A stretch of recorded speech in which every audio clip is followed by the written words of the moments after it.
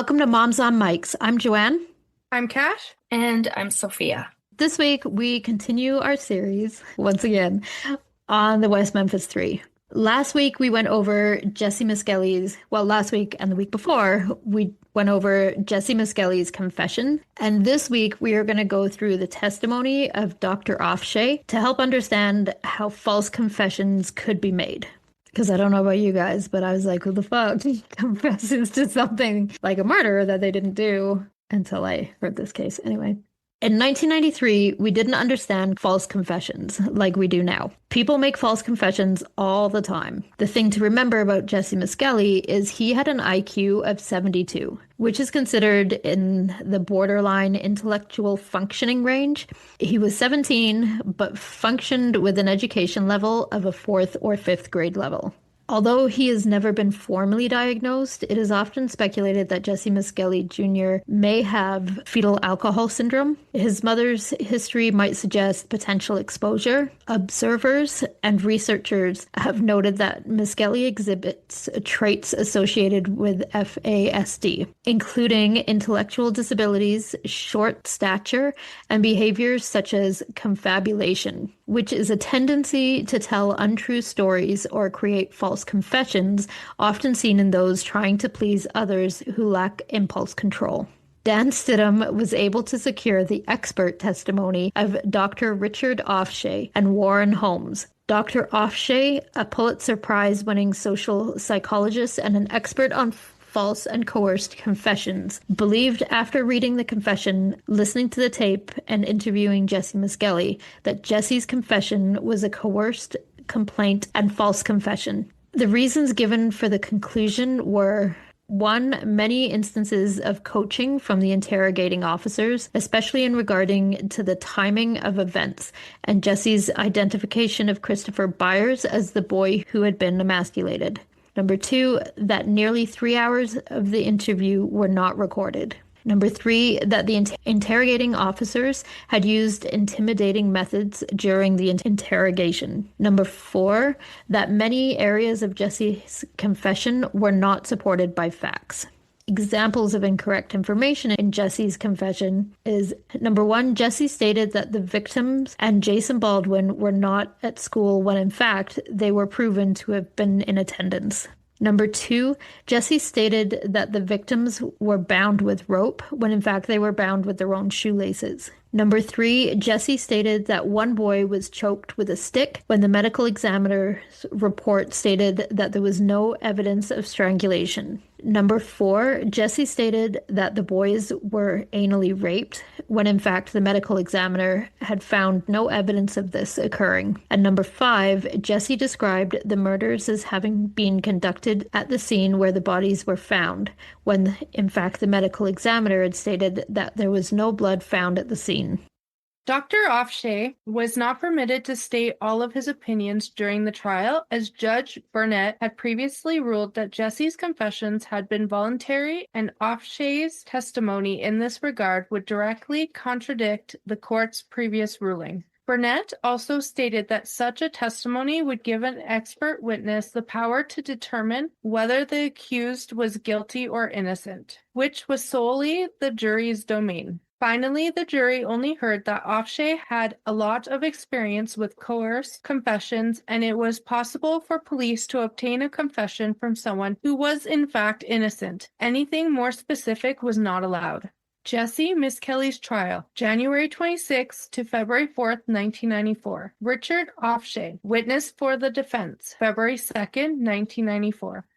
Dr. Ofshe was asked about his experience with this case, to which he explained, "I've done a great deal of work and written about police interrogation tactics, in particular police interrogations that can and does lead to coerce and/or false confessions. In this case, in particular, I have studied the following materials: the police reports and notes of detectives Gitchell, Ridge, and Durham, the transcripts of the first tape-recorded interrogation of Jessie Miskelly, the transcript of the second tape-recorded interrogation of Jessie Miskelly. I've listened to the tape recordings of both interrogations. I studied the transcripts and the video recording of an interview of Buddy Lucas. I've studied the treatment records of Jessie Misskelley at East Arkansas Mental Health Center, the transcripts of a hearing in which Detective Rich sought his search warrant from Judge Rainey. I attended a hearing in this case on January the 13th, 1994. At which I heard and saw the testimony of Detectives Allen, Durham, Ridge, and Gitchell with respect to what occurred during the interrogation. And I subsequently reviewed the transcripts of that hearing. And then I interviewed Jessie Misskelley on December the 15th, 1993, and have subsequently carefully reviewed and studied and analyzed the transcript of the interview. Dr. Ofshe stated he had been requested to analyze a total of 48 separate interrogations leading to confessions, and that he had himself taken a coerced confession or a false confession from someone. Stidham asked, "Doctor, is it possible for police interrogation tactics to produce a false confession?" To which Dr. Ofshe replied, "Yes, I don't know of any researchers, any scholars in this area, who works in this area, who does not acknowledge that false confessions come about in the course of police interrogation." Ofshe explained that generally it's been found that individuals who are lacking in self-confidence, low self-esteem, and more persuadable and also more likely to respond to coercive tactics. Individuals who are mentally handicapped are also at risk of responding to coercive and overly persuasive tactics. He said his opinion was that the statement made by Jessie Misskelley was a product of the influence tactics brought to bear on him, and that it overbore his initial stated intention to maintain that he had nothing to do with this crime and was not there, and that it was a process of influence brought to bear represented by the interrogation tactics that progressively changed his statements about that subject.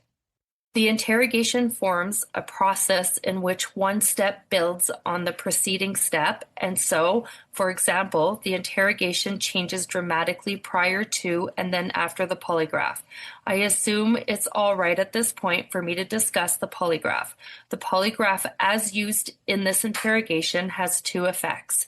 One, based on the opinion formed by the polygrapher, which, as I am aware, Mr. Holmes said was an inappropriate opinion that Mr. Misskelley was lying his ass off, that created the circumstances under which the interrogators could shift to an accusatory interrogation, one in which maximum pressure is brought to bear on the suspect, and they did precisely that. The second effect of the polygraph is that Mr. Misskelley was told that there existed this machine, scientific machine, that was recording that he had done something that he knew he had not done. While Mr. Misskelley reported to me that he did not believe the polygraph, the fact that he was told that contributed to his sense of helplessness that he had, which developed over the course of the interrogation. In conjunction with the other tactics and the other procedures of the interrogation, the polygraph played an important role in swaying the influence process, and that the entire interrogation culminated with the two recorded statements. Stidham asked, what effect did the diagram, the circle diagram, the photographs of the body, and the playing of the tapes have in your analysis? To which Dr. Ofshe explains that those particular techniques, as testified to by the police officers, fit in police interrogations. The technique of using the circle is an important technique because in this particular interrogation, and consistent with what the officers say, that the technique was not being used to try to suggest that Jessie Misskelley, that he was a suspect who was believed to be culpable rather than he possessed information that was vital to the case, and that the offer that was communicated through that was an offer to join the police. Mr. Miskelly, in my interview with him, when I asked him about the impact of the circle technique, did not fully comprehend what would follow if you could not get out of the circle. He simply did not understand what the consequences would be. The extent to which he could understand that was characterized by him in the interview I did. He knew that it was bad. He knew that it was a place where he did not want to be. And he knew that if he simply conformed, and that is to say to agree with the police, that they would take him out from the center of the circle and they could join him. Over the course of the interrogation, as the interrogation became accusatory and the offer for safe harbor was made using the circle technique, as what then happened after the circle technique was used and based on my analysis of the sequence of the interrogation. Based on the notes, the contemporaneous notes of the interrogation by Detective Ridge together with the testimony of the police officers, it's my opinion that the circle technique probably occurred early in the interrogation. Okay, that was really hard to read. It was then followed by an hour and a half of intense pressure brought to bear on Mr. Miskelly, in which he was told repeatedly, first he would often say that he wanted to go home, and he was told he could not go home. That's what Mr. Miskelly's reports, which for my purpose contributed to the sense of helplessness, that there was no way to escape these pressures. Over the course of this hour and a half, we have Detective Ridge's notes, which indicate that Mr. Miskelly was now beginning to talk about the existence of a satanic cult, was giving the detectives this kind of statements that would implicate Damien and Jason, which is, in my opinion, that the purpose of the entire interrogation, and particularly the use of the circle technique. The contemporaneous notes illustrate the statement that Mr. Miskelly was successively giving that were statements that were damning to Damien and Jason. This, according to Mr. Miskelly, was coupled with repeatedly being asked questions about the facts of the crime, and every time he would guess something, and it would be an incorrect guess, even what was known about the facts of the crime, Detective Ridge would be sitting there shaking his head no, indicating that this was the wrong answer. This was repeated on several subjects, and Mr. Miskelly was continually pressured in this way. Mr. Miskelly described that what he learned to do was to feed back to the interrogators. What they were telling him happened, and he sought to avoid making mistakes because when he made mistakes, they would make him go back through the entire story. They would not believe him when he repeatedly told them that he was working with Ricky Dees that day and he knew nothing about the crime.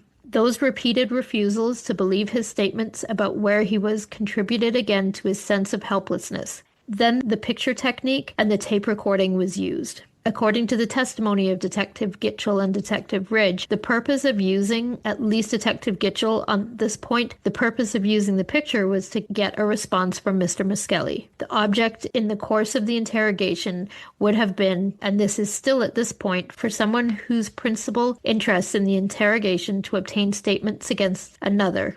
The technique is showing a group of photographs of a murdered boy was designed to put additional pressure on Miskelly. And it succeeded, and there are descriptions in the testimony that Detective Gitchell and Detective Ridge, and the description that I obtained from Mr. Miskelly about his reactions to the use of the picture. All of those descriptions include Mr. Miskelly's becoming transfixed, terribly upset by the picture and staring at it, not responding to other questions. Mr. Miskelly adds, "It was a horrible picture," and he began to cry. He became increasingly upset in immediate response to the use of the picture. That was followed by the audio tape of a little boy's voice saying the words that the little boy said. Subsequent to that, Mr. Miskelly, in effect, he stated, and the very words he quoted by Detective Gitchell, and similar words are used by Detective Ridge. "I want out." I have the exact quote, and what I just quoted is not exact either, but the statement that was made was the statement, "I want out."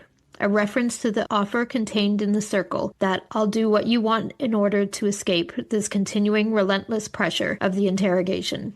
Subsequent to the immediately following that recording to Detective Gitchell, he got the tape recorder and would get the first recorded statement. the person, it's possible now to analyze the influence process containing the first recorded statement. We now have the first undisputed record in the case, and in the part of the interrogation, it's possible to demonstrate how relentless and leading suggestions and an unwillingness to accept anything other than what the police knew the facts of the crime to be. Which is about time that someone finally sees his side of the view. Right? Every time I listen to those confessions, man, I don't know, it just pisses me off over and over and over again. And every time I think about it, I'm like, "Grr." Like they did not listen to him at all. And thank God for Dr. Ofshe, to be honest. Well, you can hear it in their voice, and then you can hear how they're pressuring him just by the way they're asking the questions over and over again. Yeah. This was continually suggested to Mr. Miskelly, and we can chart his moving step by step by step from an inaccurate statement to a statement that was put in his mouth by the police, and the tape recorded part of it illustrates that. And I'm prepared to go through that step by step to illustrate how that happened. Even then, there were still gross inaccuracies in the statement. The next thing that happened is that Mr. Miskelly is left alone and Detective Gitchell meets with Prosecutor Fogelman. And some of the specific gross inaccuracies in the recorded statement are now discussed, and according to Detective Gitchell's statement, Prosecutor Fogelman sends him back in to work on these particular statements. And then we can look at the second statement and show how precisely that happened, and how again Jessie Miskelly is conforming to the demand placed on him and is changing his statement from direct response to suggestion and direct instruction by Detective Gitchell. There are illustrations of interrogation tactics in the second part of the statement that illustrates what I'm talking about, and also illustrates Mr. Miskelly's strategies of simply parroting back to the police what they told him in order not to displease them and not to be subject to additional questions. That's the outline of my testimony, an analysis of the process of influence in this interrogation. I would classify this confession as a coerced, compliant confession, and for a number of other reasons having to do with other specific statements in the confession statement and gross inaccuracies in the scenario that Mr. Miskelly produces. I would reach the opinion that his interrogation was these statements are far more likely product of influence than they are based on any memory that Mr. Miskelly has of the crime. Can we just talk about, like, when they're interrogating him and he's giving, like, complete wrong answers that don't fit the crime at all? Wouldn't a police officer have to kind of explore that a little bit more as to why the person is saying that, rather than just saying, okay, well, that's not right. Like, it wasn't rope, it was shoelaces, right? When they say, why do you think it was rope? What did it look like? Because maybe he's like, rope comes in all different sizes. So maybe he's just like, oh, it looked like rope. But what if he was to say, well, because it was really thick, what they were tied up with? That's a lot different of an answer than, well, it's just like, I don't know, I just thought it was rope, right? Like, explain this rope to me. Like, okay, he said rope, we know it's not rope, but let him go further into that. Let him explain what it looked like, ask more questions instead of just correcting it. I feel like, though, the police were just after him because they were well known to the cops. Yeah. So they just assumed that they were into it, so why would they? It just feels like, wouldn't you want the right people? You know, like, if he makes one mistake, whatever. But when he's constantly making mistakes, they had to be like, this doesn't really feel right. Because what happens if they just said, okay, we got him, we put him away and everything, and then all of a sudden 3 more boys end up dead? Then what?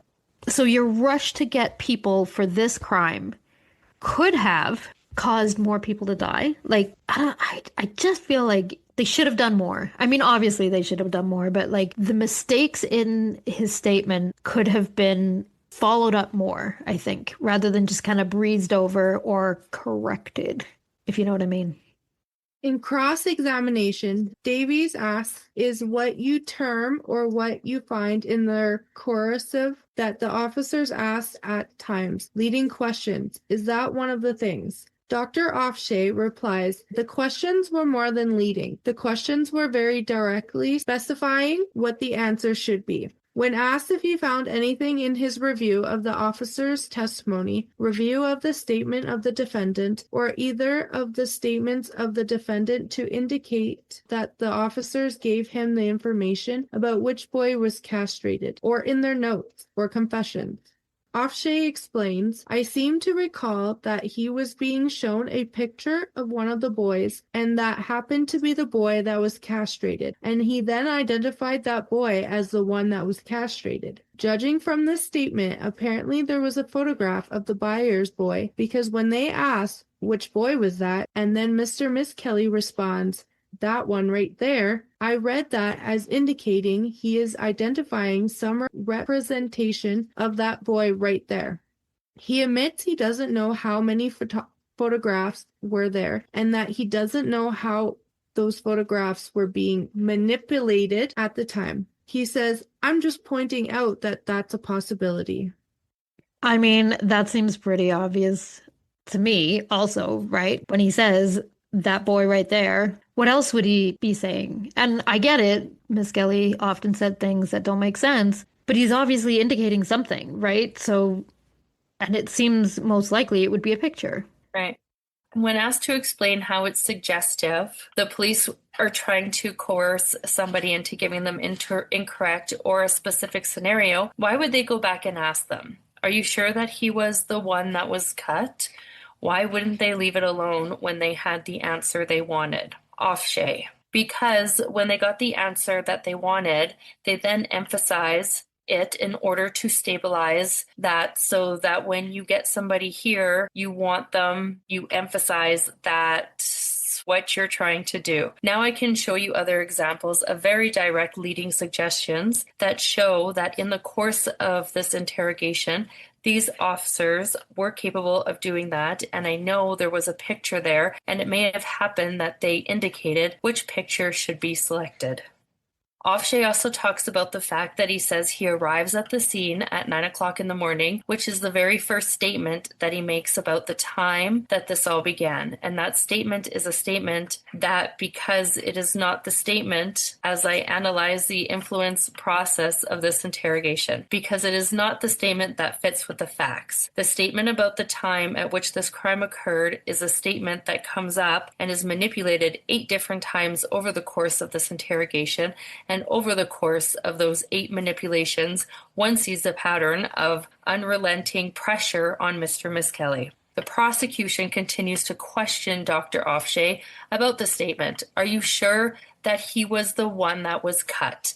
Asking if that is a leading statement. Dr. Ofshe explains that it's not a leading statement, but if manipulating a suspect to a statement that the interrogator likes, the interrogator is likely at that point to try to reinforce that particular statement and will. Therefore, because it's very likely that the person has immediately said, that's the one. However, that was accomplished. To stabilize that, one would then reinforce it by allowing the person to restate it. Yes, I'm sure, because it's a very low likelihood that the person is not going to immediately continue. That's a good tactic for stabilizing an answer that you like. If he responds to an officer whose finger is on the picture and says, that one there, if that happened, that would be a way of accomplishing that identification. In redirect examination, Stidham asks, do police officers usually yell at suspects when the tape recorder is on? Dr. Ofshe replies, no, when the tape recorder is on, one gets behavioral statements that are tailored to the fact that the tape recorder is there, and so no one would not expect the yelling to happen. In my experience, the yelling and the other improper activities happen when the tape recorder is off. Stidham then asks, could you give some examples of the police being coercive and leading or suggestive during the course of the interrogation? Could you say statements one more time? David, I know, right? I'm like, oh, he says that a lot. So much. I know. I'm like, is this right? Do you know what, though? I will say, so that, for statements and interrogation. Yeah, See those statements in that interrogation. Yeah. Those But- two words, way too Right? much. But the tactic that he's talking about, the stabilizing that's what a lot of people use. Like if you have memory problems and you're trying to memorize something, you say it over and over again, right? Yeah. Like, so I think what he's trying to get at is that the cops say they get him to identify the thing once, and they're like, "Are you sure?" So he says yes. So to help it stick in his mind as well, so that when he's gonna repeat this confession, they've helped him memorize which it was by having him repeat it, which is just shady as fuck. Mm-hmm. Okay, so Ofshe says, yes, I can. Perhaps the most powerful example, in my opinion, is the example of the 8 revisitings of the question of the time at which the crimes occurred. The first example occurs on page 3. And this is the point at which Detective Ridge says, all right, when did you go with them? Mr. Miskelly says, that morning. Detective Ridge says, 9 o'clock in the morning. Jessie says, yes, I did. I went with them. Then they talk about walking. At that point, Jessie is now saying he went there at 9 o'clock in the morning. I believe that there is a mistyping here. I believe it's Jessie said 9 o'clock in the morning. But this transcript does not say that, and I'll point that out. That's my recollection. In any case, he agrees or says that it was 9 o'clock in the morning. There is no follow-up at that point. The tape recorder is on. 9 o'clock in the morning is grossly inaccurate, as everyone knows. Detective Ridge has testified in hearings that that was the first time that any time for this occurring happened.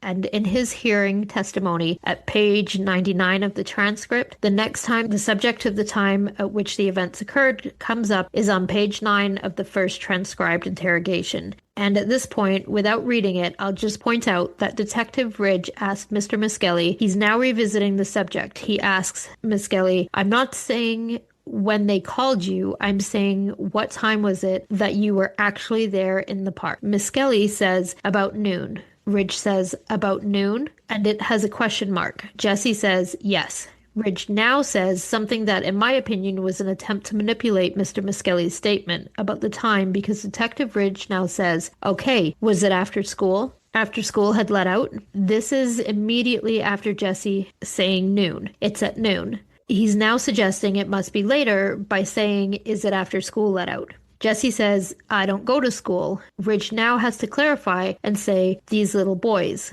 Jessie says, they skipped school. And Ridge says, they skipped school? With a question mark. Then there was more discussion about their bikes and so on. Again, there is an error. We know it's impossible for these boys to have been there at noon. Going on to the third example on page 19, now it's Detective Gitchell who revisits the question of time. Still, because the time is inaccurate, and he raises, now, did you say the boys skipped school that day? These little boys did. Said in that way, it's a suggestion that you change your answer, indicating I'm displeased with this. This isn't the right answer. Did you really say would be the emphasis on that? Jessie then answers. Gitchell now asks, what time did you get there? And Jessie again repeats, I got there about 9. Gitchell says, in the morning. Jessie says, yes. So Jessie now attempts again to say that he got there at 9 in the morning. Now, I am of the belief that there has been testimony that Jessie was roofing that morning. I believe that was testified to. So that would be an example of, I'm correct in that belief that Jessie was somewhere, says he was somewhere else, and someone confirms that. And he is now saying that he got there at 9 o'clock in the morning, clearly a contradiction. The time thing just really bothers me. I really think, though, like I said, I think it was last week, they saw those other boys, right? And his friend called the police about them, and it was about 9 in the morning. That's what I think he's referring to when he says 9. What I think is just amen to someone finally seeing the other side, even if they couldn't really help out much. Yeah. There is a very important example of the way in which the detectives refused to allow Jessie's inaccurate statement to stand, and directly manipulated Jessie's statement through skillful interrogation tactics. So, for example, on page 18 of the transcript, at the conclusion of a discussion about the supposed cult, Detective Ridge now changes the subject. There is nothing that precedes this about the timing, but now for the 4th time revisits the timing, and this time Detective Ridge says, and I quote, Okay, the night you were in the woods, had you all been in the water? Jessie then replies, yeah, we'd been in the water. We were in it that night playing around in it. This is the first time in the record, according to my analysis of it, and according to Detective Ridge's testimony, that it is directly suggested to Jessie the correct answer is, quote, this happened at night. Immediately upon that being suggested to Jessie responds by accepting, and now he starts to use the word at night, where he had never used it before, where he had consistently said it was during the day. It is in the direct response to Detective Ridge's substitution and introduction into the interrogation, the correct fact that this happened at night. So Jessie now adopts that.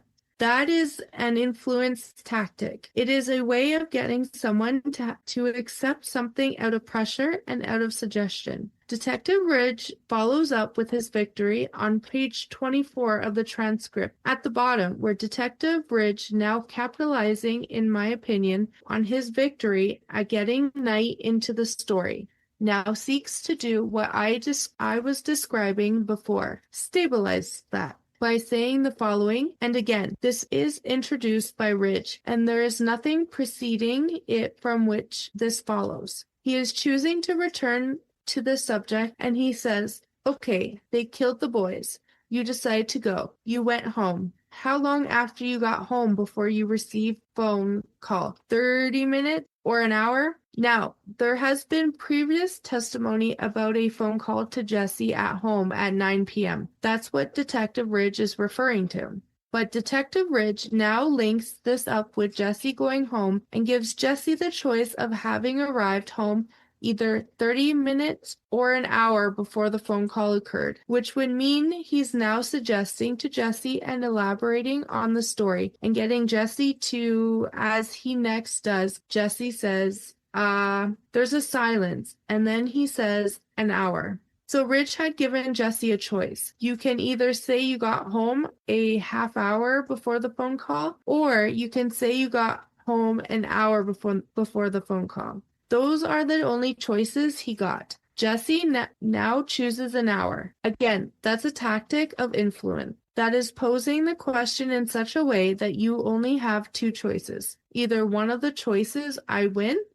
Detective Ridge is using that technique. Then we get into the second interrogation. That's the last time that the time subject comes up in the first interrogation. As we know, at 2:44 in the afternoon, at 3:18 in the afternoon, the first tape was finished.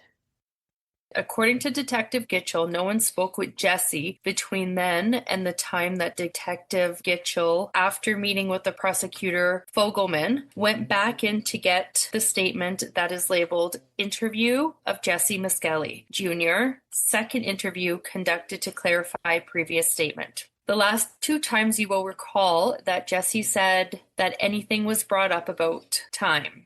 Jessie had been successfully moved to talk about the events happening in the evening instead of in the morning, which is where he started. So now Gitchell comes in, and on page 1 of the second transcript, it begins with Jessie, when you got with the boys and with Jason Baldwin, when you three were in the woods and them little boys come up, about what time was it when the boys come up to the woods? Jessie replied, I would say it was about 5 or 6. So Jessie's now moving in the direction of later, but it's as if there is the original statement that he made about the morning and he's being slowly moved towards the evening. But clearly in his statement, he has not gone far enough because 5 or 6, I gather, from what I've been informed about the testimony, is too early for the boys to have shown up at the woods. The next, after failing to get the time moved to the proper time, Detective Gitchell uses another interrogation tactic. He now says, and I quote from page 1 of the second transcript, all right, you told me earlier around 7 or 8. Which time is it? And there are two important things about this. The first one is it's obvious that Detective Gitchell is doing the same thing that Detective Ridge has done earlier, giving Jessie a choice.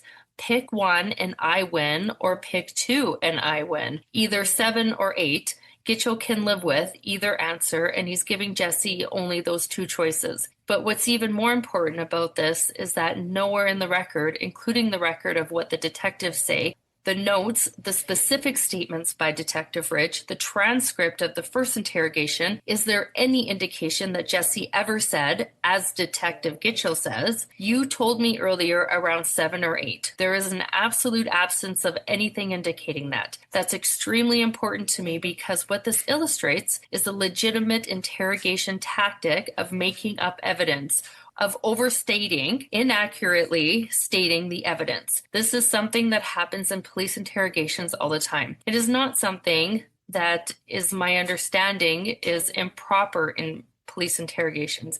It is something I see all the time, and it is a tactic for manipulating the suspect. And in this case, based on my review of the evidence, there is no place at which Jessie told Gitchell that they had arrived there at 7 or 8. And in fact, Detective Ridge, in his testimony in the hearing, makes very clear that the very first time any time came up was when Jessie said 9 o'clock in the morning. And we have a complete record of every utterance from that point forward. So Detective Ridge, who was present with Detective Gitchell, says prior to the beginning of the tape, no time was mentioned, and we note every mention of time prior to that. So it's my opinion that this is a tactic, and it's a very effective tactic, because Jessie now simply repeats back to Detective Gitchell what Gitchell told him. He says it was 7 or 8. Jessie doesn't even make a choice. He just tells Gitchell everything that Gitchell told him. That's an indication of someone who is willing to comply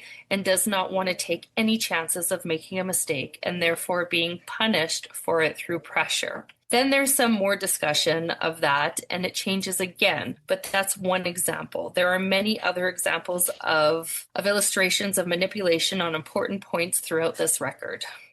Police are allowed to lie to you in interrogations, which, that's fair.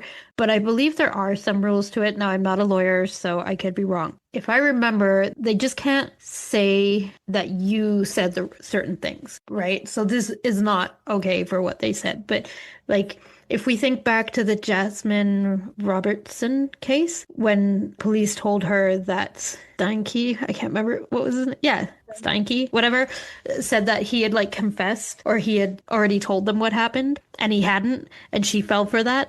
You're allowed to do that. The police are totally allowed to do that. But I don't think they're allowed to say, well, you told us earlier it was this time, if in fact they hadn't said that. And if I'm wrong, I'm sorry. But I'm pretty sure. I'm sure if I recall from listening to the prosecutor's podcast, they said something about that. The last question from the prosecution is, Doctor, just one more question. It's clearly an option for Jessie Miskelly to make the statement, I wasn't there. I didn't kill anybody. I didn't see anybody killed. I don't know anything about that. That is certainly an option that he could have used in talking to the police officers, is it not? Dr. Ofshe replies, the presumption that that's an option presumes that the person does not feel pressure, and in fact, the scientific literature of the subject of when one gets a coerced compliant confession is when the individual feels that they have no choice, cannot escape the situation, and can no longer resist, and therefore simply give up resisting and comply. Sometimes they get to the point at which they can no longer do that, and so they simply give up. Warren Holmes is a polygraph examiner, commonly known as a lie detector expert. Holmes administered polygraph examinations to a little over 1,200 people who are suspected of the act of murder, and has taken hundreds of murder confessions, including several false confessions. Warren Holmes says there are 6 signs of a bad confession. The first, an invalid polygraph test, which causes the investigators to become assertive and a catalyst to a false confession. Number 2, the person who falsely confesses is generally of low IQ and highly susceptible in personality structure. The thing to remember with IQ tests is they are done in 2 parts. There's a verbal IQ and the performance IQ. Jessie scored a 72 on the verbal. That's the part that basically says how well you're going to do in school. Then there's the performance part that's nonverbal skills, including facial processing, visual motor coordination, pattern recognition, and hands-on problem solving. He scored an 88 on that part, which is pretty good, right? I don't know what the IQ test is out of. Is it out of 100? I have no idea. Yeah, I don't know. I know I probably wouldn't score very good. I don't think we have to do it in Canada, do we? I don't think so. Thank goodness. Number 3, alcohol and substance abuse leads to confusion, and these subjects begin to doubt their own minds, especially when told they failed a polygraph exam. It's important to note that Jessie abused alcohol, smoked marijuana, and huffed gasoline. Number 4, the subjects confess to get the police off their backs, and they assume they can explain their behavior and their confession at a later time, which is consistent with Jessie, later saying he told the police what he thought they wanted to hear so that he could go home. Number 5, those that falsely confess generally don't tell the investigators anything that they don't already know. Their confessions conflict with major details and points established by the crime scene analysis and investigation. The false confessor never provides and weapons fruits of the crime or anything physically material to corroborate the confession. Number 6, in most of these miscarriage of justice cases, there's a lot of pressure on the police to solve the case and a desire on their part to believe the false confession. To the lay individual, it is extremely difficult for them to conceive that a person would confess to a crime that they did not commit. Most of your confessions, particularly the homicide cases, come in the 4th hour. There's a waning of resistance where the person becomes a victim of what I call a, quote, captive audience syndrome, where he almost becomes mesmerized by the relationship between himself and the interrogators. Anything from 4 hours on is a diminishing resistance that can lend itself to a confession, whether it be false or valid. With regard to Jessie Miskelly's statements to police, the 2 obvious points that bother me is the mistake on the time. You know, he's saying 9 o'clock, and then he's saying he went home at 12. I just don't understand. If he was, in fact, involved in this crime, how he made a mistake on the time factor. And the thing that really bothers me is the ligature. What was used to tie up the victims? Now he certainly knows the difference between shoelaces and a rope. Those are the 2 most prominent things, but there's a multitude of questions. In my opinion, that he should have been asked to a certain validity of his confession, and the first time that he came out with the wrong time factor, and that should have been a signal that something was radically wrong. That's when the question should have been more probing to determine whether or not he was making it up or giving a valid confession. First of all, you don't ask any questions in the initial part of the confession. You just let him spill it and get it out, where you just sit there and you listen, and a non-directive approach. In the narrative, that's the way most confessions come. All of a sudden, the suspect goes belly up or a resignation sets in. They want to get it off their chest and they just blurt it out. And there's a tremendous emotional relief. You just sit there quietly and you listen. Then when they get done discussing what happened, then the points that you want to cover, you start asking the question. And what I didn't like about this confession is that most of it emanated from questions right off the bat, without any narrative or any length at all, without any descriptions about feelings or conversations or anything. It's all in the response to questions. When it appears that it wasn't on the money, then they change it around and say, well, in effect, quote, could it have been this way? He makes a very good point, actually. At no point did they just say to Jessie, well, just tell us what happened and let him speak, right? It's all, when you did this, what time did this happen? When this happened, what time did this, like, at no point did they ever just let him speak, which is really weird. That's true. Yeah. Yeah, and That's very true. yeah, and there's no, like, he never elaborate right? Like, Yeah. at the very least, right? Like, so he never just openly gives his confession without being asked. But then when they ask him a question, he just answers said question. He doesn't offer any more information than that. Yeah, that's true. Both of them at one time mentioned that they were disturbed by what they were hearing. One said, I'm disturbed by this time factor. And another one came right out and said, I think that I don't remember which one, that he didn't think he was telling all of the truth. So either he's totally innocent and just made it up and doesn't know the case facts, or two, he was so doped up he doesn't remember what happened, or three, he's psychologically impaired, which the ramifications are of faulty memory, or he wanted to get somebody off his back and he decided, well, I'll just give them a bunch of baloney, wrong case facts, and then recant later. There's no doubt in my mind that there's false information in the confession. The whole question is why. Is it because he's innocent or because he's duplicitous and cunning and decided to offer a false confession and retract it later on? The prosecution asked if something happens during the course of an interrogation and something comes up that may be unexpected or whatever, you don't throw your hands up and go, oh my God, you said something that was wrong. You let them keep talking and explaining what's going on, correct? Holmes explains, well, not in this instance.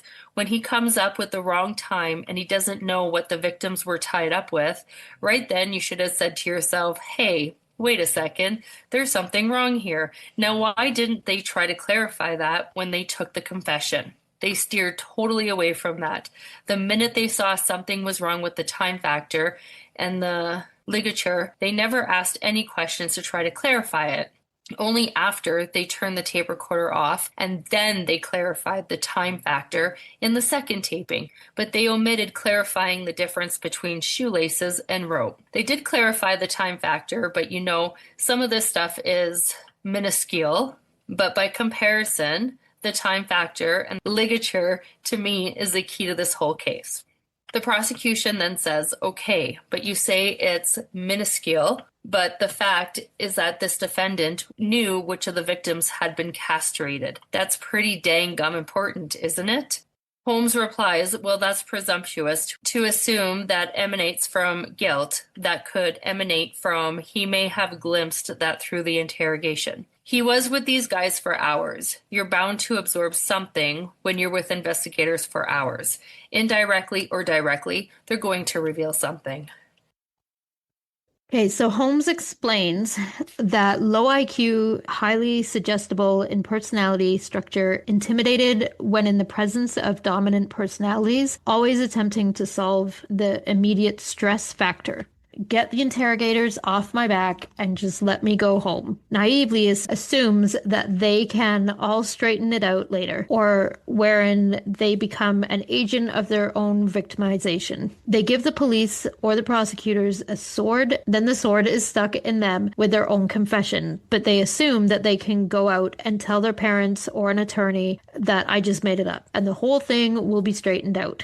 It's extremely difficult for the average person to believe that someone would confess to a crime that they didn't do.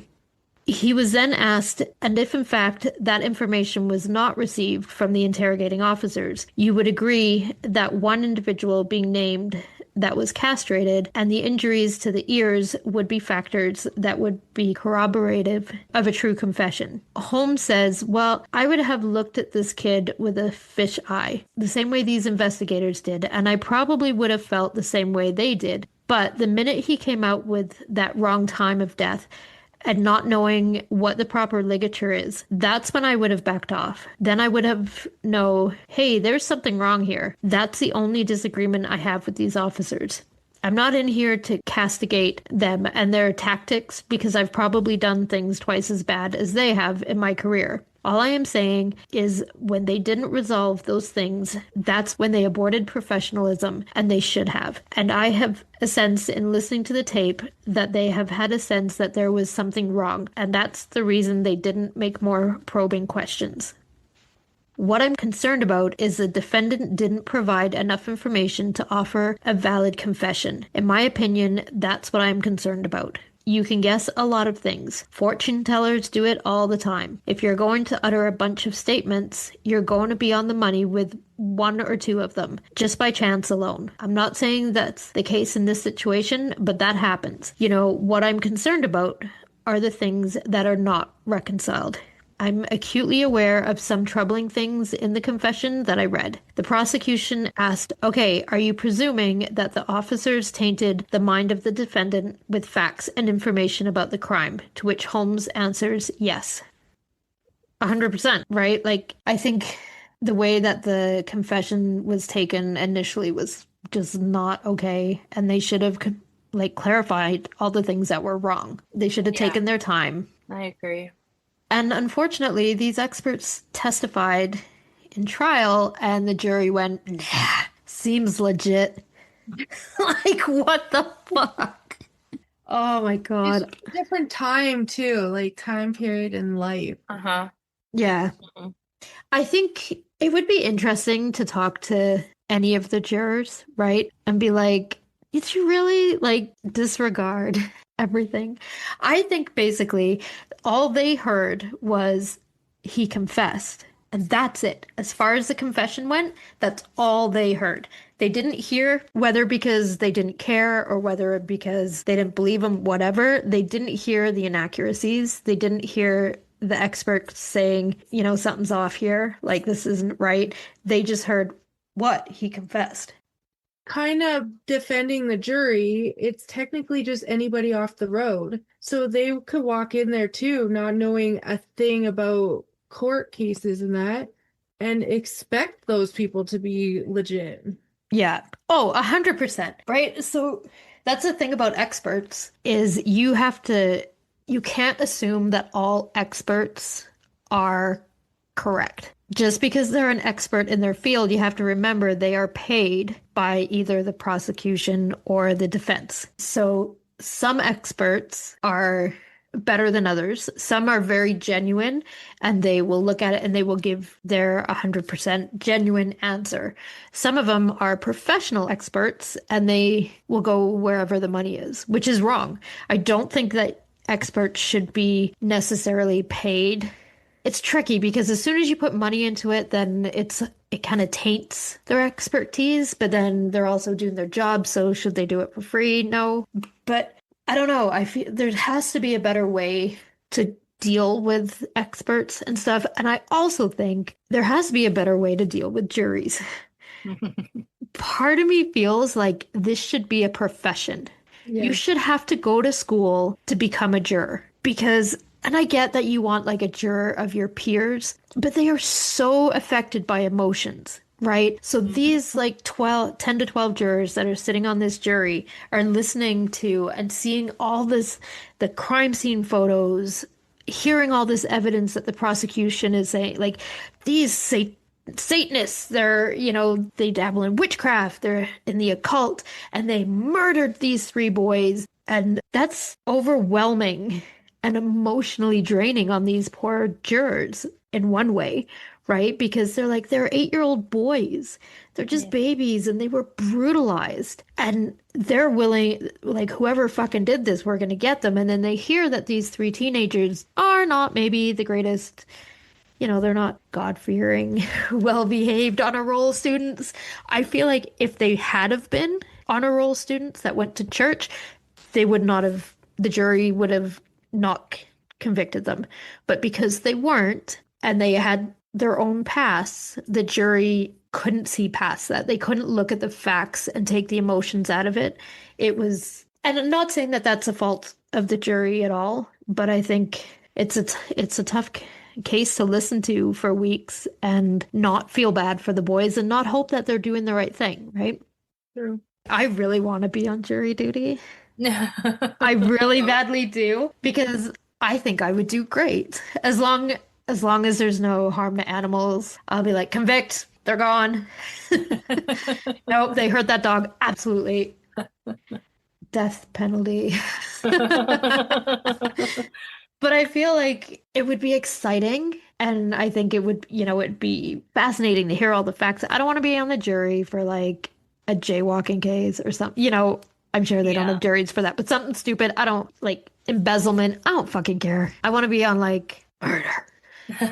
But I think, I mean, honestly, it's probably best I don't. And if anyone hears this, they're gonna be like, absolutely not. She does not get to go on a jury. But I think, it wouldn't hurt to have juries that are like as a profession, because then, like the lawyers, they could have somewhat of an understanding of the law, somewhat of an understanding of what to look for and what, tactics of lawyers, because lawyers are very good at spinning things the way they want it spun, right? Yeah. So I don't That's know. actually a really good idea. I never thought of that before. I agree. That, yeah, like I think and then you like get paid to do it. Exactly. Or you And don't then, have to miss work and lose all your wages, right? right? And then like you're paid regardless.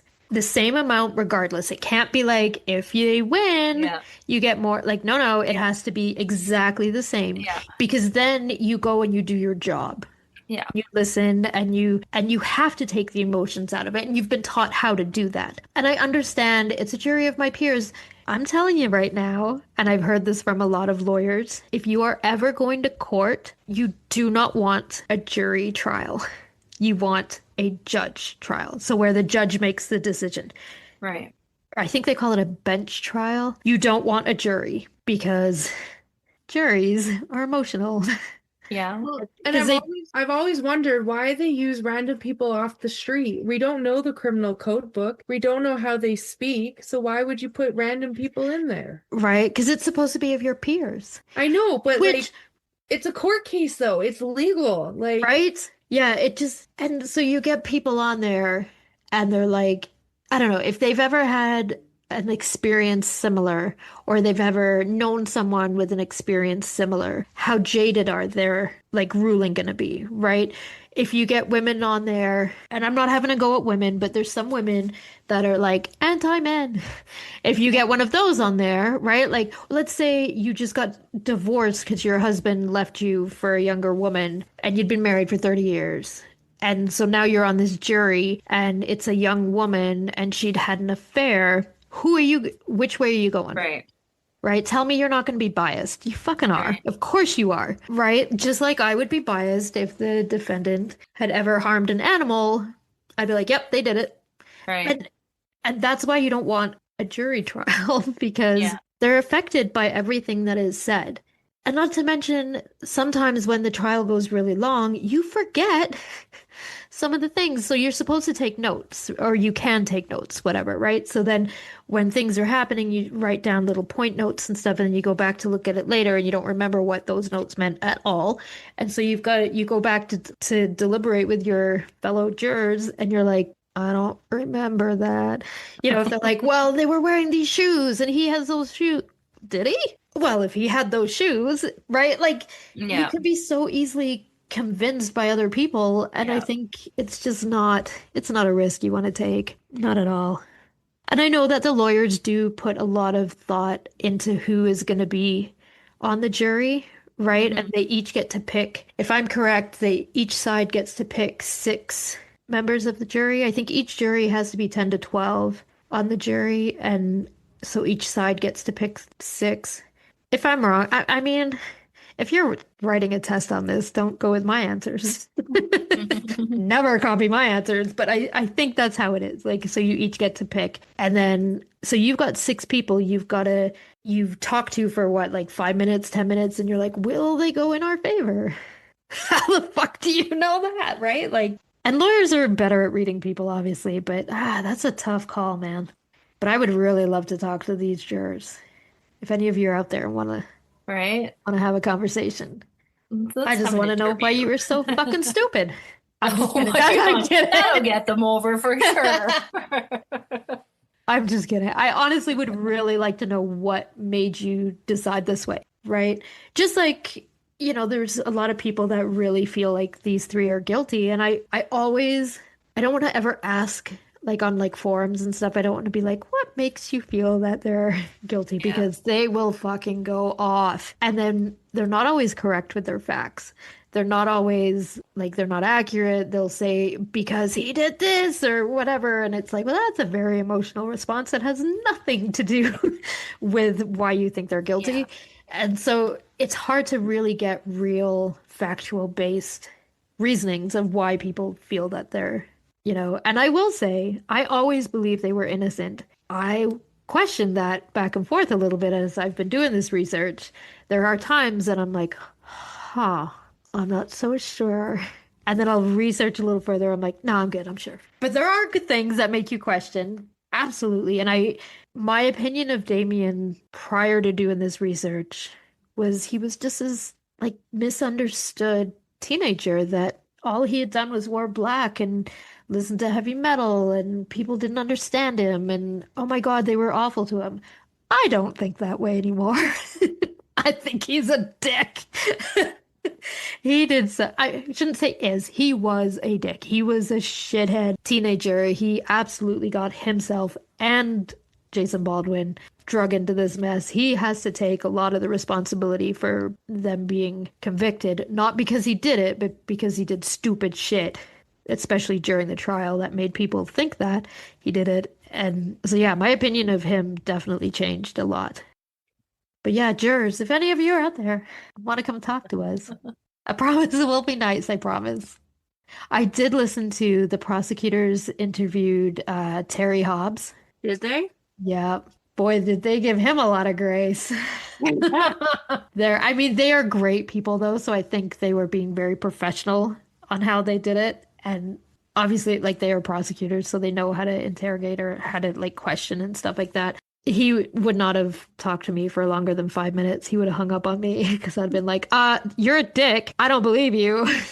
Why won't you tell us the truth? But yeah, it's a really good interview if you guys want to listen. They interviewed him with, oh, I forgot her name. She's an FBI agent. Fuck, I can't remember her name, but I will, when I remember it, she's got a podcast as well. I'll put it in the show notes. But she like questioned him really, really well. And I like her feelings about how that went. So listen to that. It's like episode 21, maybe around there, of the prosecutor's coverage of the West Memphis 3. It's great. Yeah. What do you think so far, Sophie?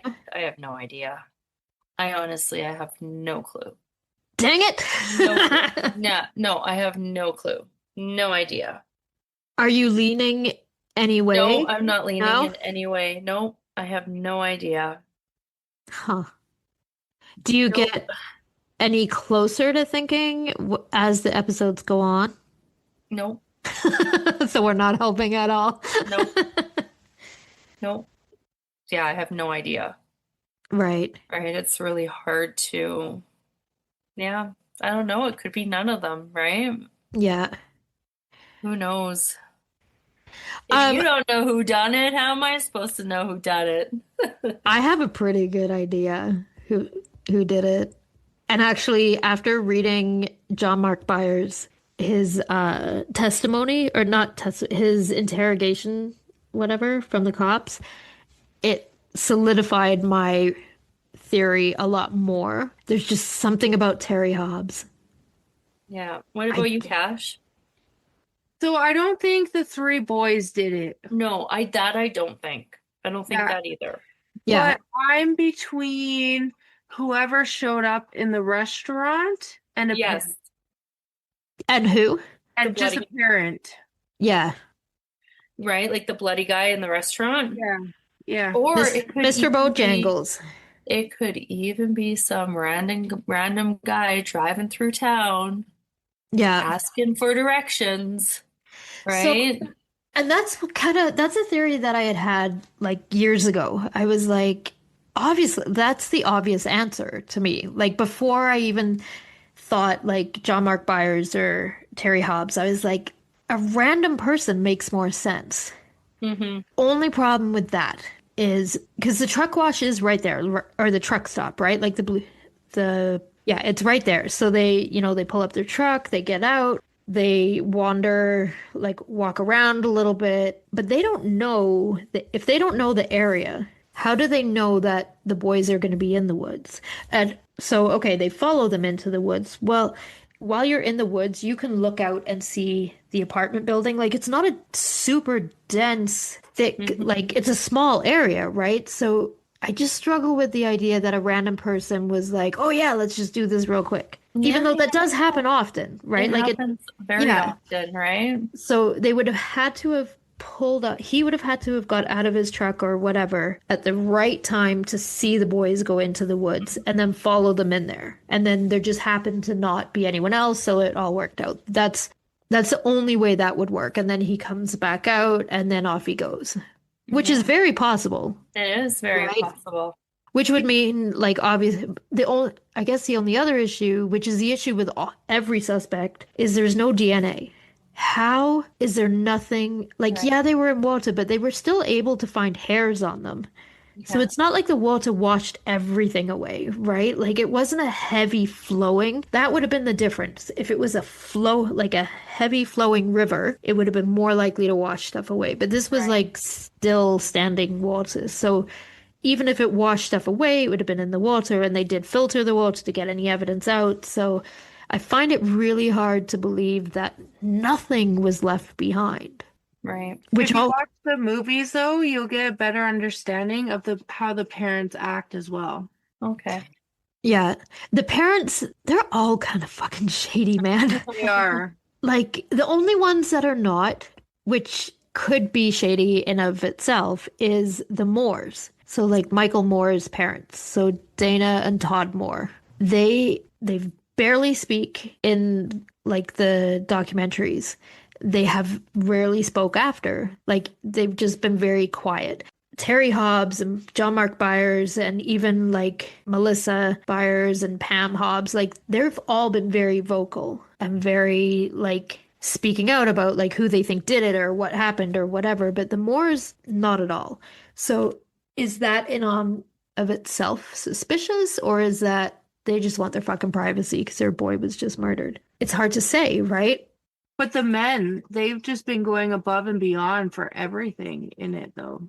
That's why I said I feel like one of the parents did it or that guy that was in there. Yeah. The thing with John Mark Byers is I feel like when people accuse him of doing it, they're doing the exact same thing to him that they do to the West Memphis Three. They're using the fact that he was wild and crazy and out there and said shit and did shit, and they're like, well, that makes him guilty. Right. But then you can't, in the same breath, say just because Damien was wild and crazy and said stupid shit and did stupid shit, that makes him guilty. Like you can't have it both ways, right? So Right. I feel like it makes it's so tough to really be 100% sure either way is so hard. And I will say I am only like 98% sure the West Right. Memphis Three didn't do it. Yeah, I don't So feel like the boys actually did it.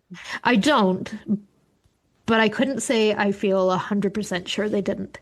I think there are questions, not a lot, and I think it mainly hinders on Jesse's confession, which totally is bogus and I don't believe it. It's just tough to, like we said, to believe that someone would confess to murdering three 8-year-old Right. boys that didn't do it. I don't even really believe any of his confession. No, I don't either. It's And a not lot that, of it is just to do with his IQ. Like he's not in that mental headspace to actually confess to it.